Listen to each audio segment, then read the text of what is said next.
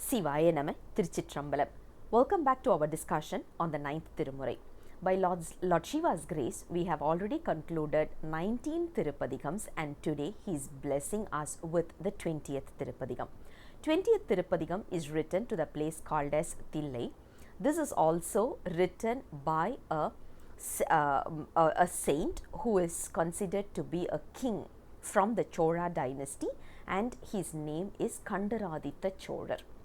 In Saivite tradition, without any adjective, when we say temple, it represents only Thillai, which is Chidambaram right now, the place where the cosmic dancer is performing the dance. So it is written to this particular place called as Thillai, and the verse goes this way, Tiruchitrambalam.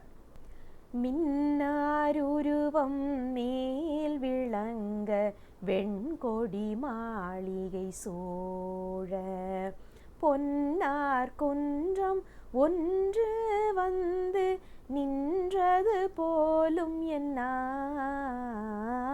தென்னா என்று வண்டு பாடும் தென்தில்லை அம்பலத்துள் என்னாராமுதை எங்கள் கோவை என்று கொல்லிதுவதே. திருச்சிற்றம்பலம். In this particular verse, the author, the saint, who is the king, says this place called Thillai is filled with all high raised tall buildings, and in that buildings there are a lot of white flags that is waving, which represents sattvic characteristics. We all know that. So white represents sattvic, which means the entire place is filled with peace, and whatever is heavenly approaches, all those are there. And in this place, Lord Shiva is there, as if there is a golden mountain which resides in this place. One thing we have to remember is Kandaradhithar Chola's ancestors were the ones who made the entire Thillai temple to be made out of gold, and they were the ones, and this particular padigam comes as a proof from his own words itself. And when this place is as in Lord Shiva is considered to be in the form of a golden mountain, and the entire place is filled with a lot of orchards and gardens filled with flowers. Honey bees are coming around the flowers here, and the noise that is coming from the honey bees are considered to be a music. It's as if they are singing songs. And in this place called as Thillai, when will I go and worship Lord Shiva?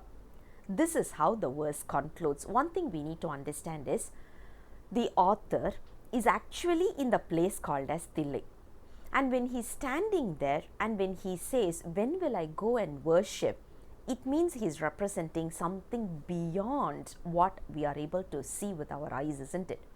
So how we should look at this is, it's more towards yoga. The entire verse comes in as a form of yoga. So when we sit in yoga meditation, what happens to this body is we are filled with sattvic characters, which means rajasam and tamasam will be gone away from us, and we will be filled with the entire body will have a oneness with the God.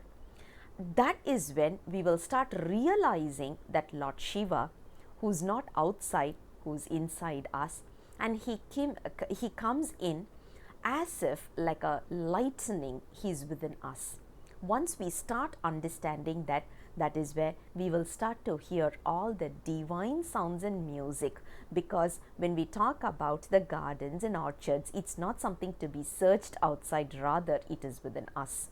That kind of a meditative state is what is being discussed here, because he says, when will I go and worship Lord Shiva? So it's not that when you're going there physically, but you need to visit Lord Shiva, or rather Lord Shiva has to visit us wherever we are in the meditative state. He is within us even now, even this minute, but the problem is we are not able to relate. So what we have to do is get our body and mind into the state. We need to tune our mind into that state of consciousness that we are able to relate Lord Shiva's dance. That is what this particular verse, the first verse, talks about. One thing we have to understand is there are few verses that is being words that is being said. In ancient Tamil tradition, they say when someone is born in Tiruvarur, they get mukti. Someone who dies in Kashi gets mukti. Someone who lives in Kanji gets mukti. Someone who visits Thillai gets mukti. But someone who just thinks about Annamalai, Thiruvannamalai, we get mukti.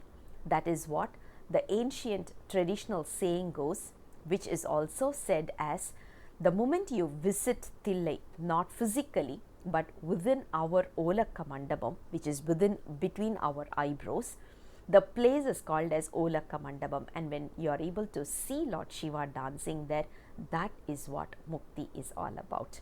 I'll come back again with the second verse very soon. Until then, Sivaya Nama, Tiruchitrambalam.